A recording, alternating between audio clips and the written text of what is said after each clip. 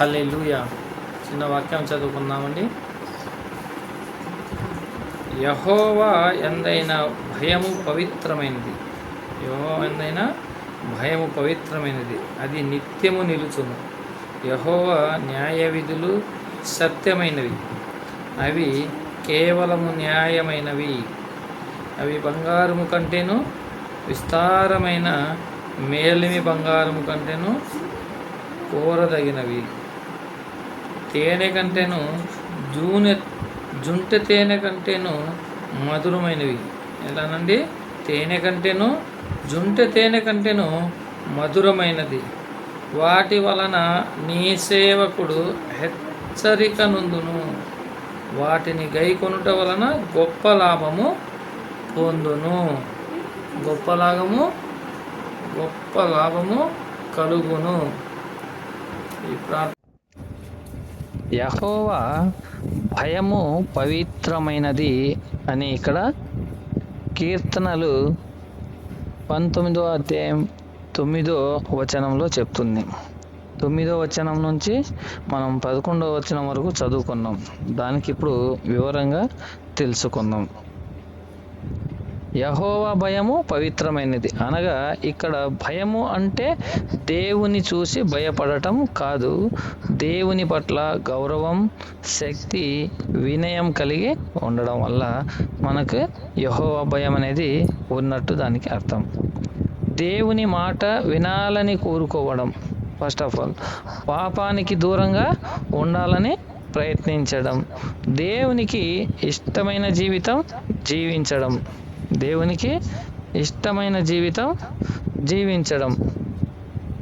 అది పవిత్రమైనది అని అంటున్నాడు. ఎందుకంటే అది మన హృదయాన్ని శుభ్రపరుస్తుంది. ఏది? భయం అనేది. యెహోవా భయము పవిత్రమైనది అంటున్నాడు కాబట్టి మన హృదయాన్ని శుభ్రం చేస్తుంది. అది నిత్యము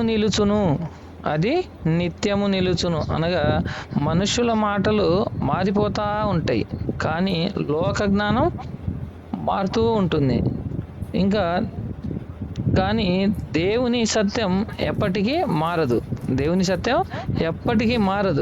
దేవుని వాక్యం నిన్ను నేడు ఎన్నటికీ ఒకటే ఉంటుంది. దేవుని వాక్యం నిన్న నేడు ఎన్నటికీ ఒకేలాగా ఉంటుంది. కాబట్టి ఇంకోటి, యెహోవా న్యాయ విధులు సత్యమైనవి అన్నాడు. అనగా దేవుడు చెప్పిన తీర్పులు తప్పు కావు. దేవుడు చెప్పిన తీర్పులు తప్పులు ఉండవు, తప్పు కావు. మనుషులు కొన్నిసార్లు అన్యాయం చేస్తారు, కానీ దేవుడు తీర్పు ఇస్తూనే ఉంటాడు. అన్యాయం అనేది చేయడు. బంగారము కంటే మిన్న అన్నాడు. బంగారము కంటే మిన్న అనగా మనుషులు బంగారం కోసం ఎంత కష్టపడతారో మనకు తెలుసు. కానీ దావీదు చెప్తున్నాడు ఇక్కడ, దేవుని వాక్యం బంగారము కంటే చాలా విలువైనది అంటున్నాడు. అందుకే బంగారాన్ని మనం ఏం చేస్తాం? వెంబడిస్తాం. దేవుని వాక్యం బంగారం కంటే ఇంకా విలువైనదని ఇక్కడ చెప్తున్నారు. ఎందుకంటే బంగారం శరీరానికి మాత్రమే ఉపయోగపడుతుంది. దేవుని వాక్యం ఆత్మను రక్షిస్తుంది. నువ్వు శరీరానికి వేసుకుంటే ఆకర్షణ మాత్రమే ఇస్తుంది, కానీ రక్షణ ఇవ్వదు.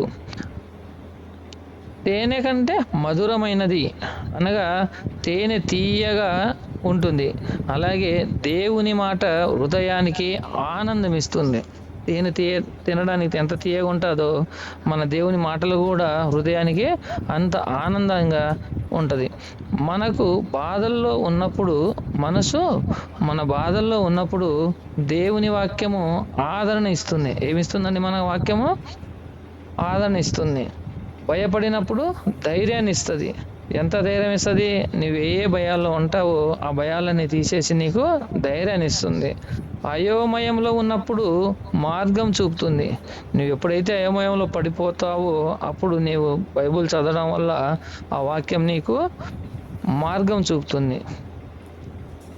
నీ సేవకుడు హెచ్చరిక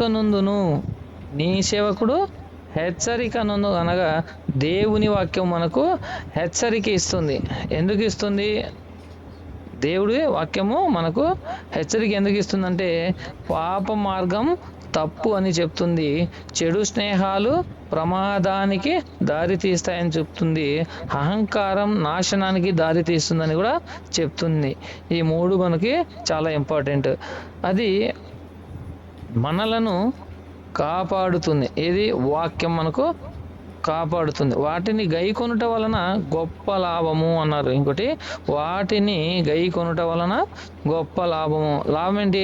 దేవుని మాట వినడం వల్ల మనకు లాభాలు ఏంటంటే, మనసుకు శాంతి ఉంటుంది. ఏమంటే, దేవుని మాటలు మనం వింటే మనసుకు శాంతి వస్తుంది, జీవితానికి జ్ఞానం వస్తుంది, ప్రార్థనలో బలం వస్తుంది. ప్రార్థనలో నీకు బలం వస్తుంది. అటు ఇటు తల ఊపుకుంటూ చేస్తే బలం రాదండి. దేవుని మనస్ఫూర్తిగా హృదయం ఇప్పి దేవుని మీద హృదయం పెట్టి నువ్వు ఎప్పుడైతే ప్రార్థిస్తావో అప్పుడు నీ ప్రార్థనలో బలం వస్తుంది. దేవునితో దగ్గర సంబంధం కూడా వస్తాయి. దేవునితో నీకు దగ్గర సంబంధం కూడా వస్తుంది. ఇది కేవలం డబ్బు లాభం కాదు, ఆత్మీయ లాభం. నువ్వు డబ్బుకి వెంబడిస్తే ఏముండదు, దేవుని వెంబడిస్తే ఆత్మీయ లాభం వస్తుంది. దేవుని వాక్యం ఏం చెప్తుందంటే, పవిత్రమైనది అంటుంది, నిజమైనదని సెలవిస్తుంది, విలువైనది అంటుంది, మధురమైనదని చెప్తుంది, మనలను కాపాడేది కూడా వాక్యం అని చెప్తుంది, ఆశీర్వాదానికి దారి కూడా చూపుతుంది. కాబట్టి ఈరోజు కొంచెమైన బైబిల్ ఎవరైతే చదివారో వారికి ఆలోచించడం కూడా కొంచెం వరకు తెలుస్తుంది. వాళ్ళు ఆలోచించి జీవితంలో పాటించాలి, ఏం పాటించకూడదు అనేది ఇక్కడ బైబిల్ మనకి క్లియర్గా నేర్పిస్తుంది. మనకి చాలా క్లియర్గా నేర్పిస్తుంది. పాపాల నుంచి పాపాలకు వెళ్ళొద్దంటుంది, చెడు చేయొద్దంటుంది, అహంకారం వద్దంటుంది, మనకు శాంతిని ఇస్తానంటుంది, జీవితానికి జ్ఞానం అంటున్నది, ప్రార్థనలో బలం అంటుంది, దేవునితో దగ్గరగా సంబంధం ఇస్తాను అంటుంది, పవిత్రమైనది అంటుంది, నిజమైనది అంటున్నాం, విలువైనది అంటున్నాం, మధురమైనవి అంటున్నాం. కాబట్టి మనకు కాపాడేది ఒకటి, ఆశీర్వాదానికి దారి చూపేది ఒకటి ఏంటంటే బైబిల్ ఒకటి మాత్రమే మనకి అన్నిటికీ మనకు ఆధారం ఉంటుంది. కాబట్టి దేవుని బిడ్డలారా, ఎప్పుడు దేవుణ్ణి వెంబడించండి, బైబిల్ బోధించడానికి ట్రై చేయండి, చదువుతూ ఉండండి. ఈ చిన్న వాక్యం దేవుడు దీవించును గాక. ఆమేన్.